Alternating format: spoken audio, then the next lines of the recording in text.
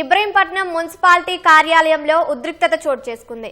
Council హాలులో BRS Congress కౌన్సిలర్ల పరస్పర దాడులు చేసుకున్నట్లు తెలుస్తోంది. ఇందుకు సంబంధించిన మరింత సమాచారాన్ని మా ప్రతినిధి సతీష్ ప్రత్యక్ష ప్రసారం ద్వారా అందిస్తారు. రైట్ కావ్య, ఇబ్రహీంపట్నం మున్సిపల్ సంబంధించి చైర్మన్ వైస్ చైర్మన్ ఎన్నికలో మరొకసారి ఉద్రిక్తత పరిస్థితులు నెలకొన్నాయి. కౌన్సిల్ హాల్లో ఇరు వర్గాలకు సంబంధించి కూడా వాగ్వాదం కాకుండా ఒకరిపైన ఒకరు దాడులు కూడా చేసుకోవడం జరిగింది.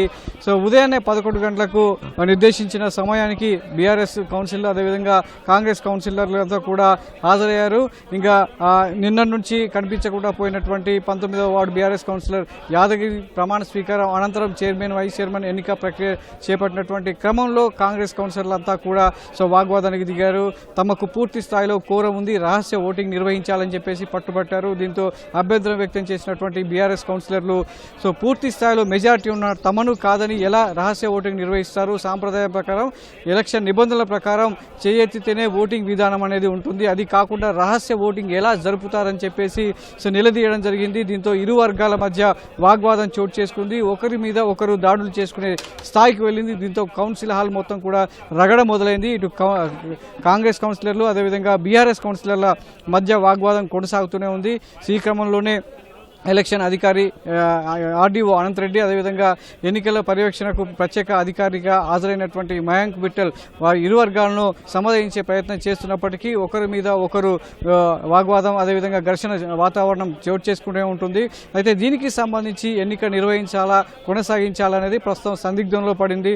దీంతో మరొకసారి ఇబ్రహీంపట్నం మున్సిపాలిటీకి సంబంధించి ఘర్షణ వాతావరణంలో చైర్మన్ వైస్ చైర్మన్ ఎన్నిక ప్రక్రియ అనేది కొనసాగుతుంది. అయితే కాంగ్రెస్ కౌన్సిలర్లు ఎక్స్ అఫీషియో సభ్యుడైనటువంటి మల్రెడ్డి రంగారెడ్డికి సమాచారం ఇవ్వకుండా ఎన్నిక నిర్వహిస్తున్నారు, అదేవిధంగా చట్టవిరుద్ధంగా ఎన్నిక ప్రక్రియను చేపడుతున్నారని చెప్పేసి ఎన్నికల అధికారులను నిలదీయడం జరిగింది. దాంతో మరొకసారి బీఆర్ఎస్ కౌన్సిలర్ అంతా కూడా అడ్డుకోవడంతో ఇరు వర్గాల మధ్య కౌన్సిల్ హాల్లో ఒక ఘర్షణ వాతావరణం నెలకొంది. దీంతో ఇబ్రహీంపట్నం మున్సిపాలిటీకి సంబంధించి నిన్న ఏదైతే వాతావరణం ఉందో ఉద్రిక్తత వాతావరణం ఉందో మరోసారి అదే పరిస్థితులు కనబడుతున్నాయి.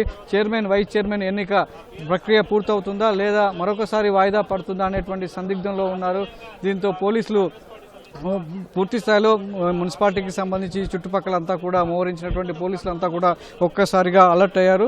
కౌన్సిల్ హాల్లో ఘర్షణకు దారితీసినటువంటి వారందరినీ కూడా బయటకి పంపించేటువంటి ప్రయత్నాలు చేస్తున్నారు.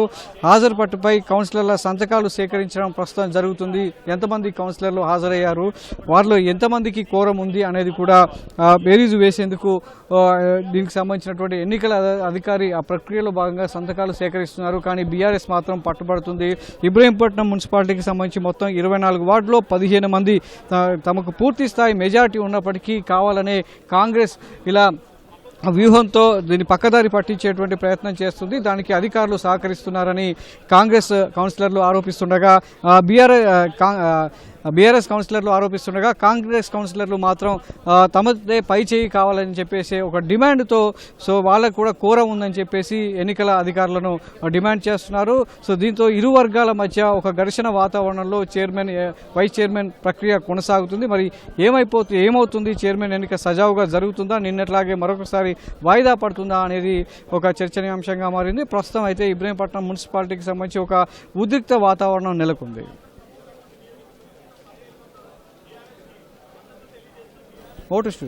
ధన్యవాదాలు సతీష్. గ్రంథాలయం దగ్గర G Narsaiah sir inspector Puttur PS sir library దగ్గర గ్రంథాలయం దగ్గర జి నర్సయ్య సార్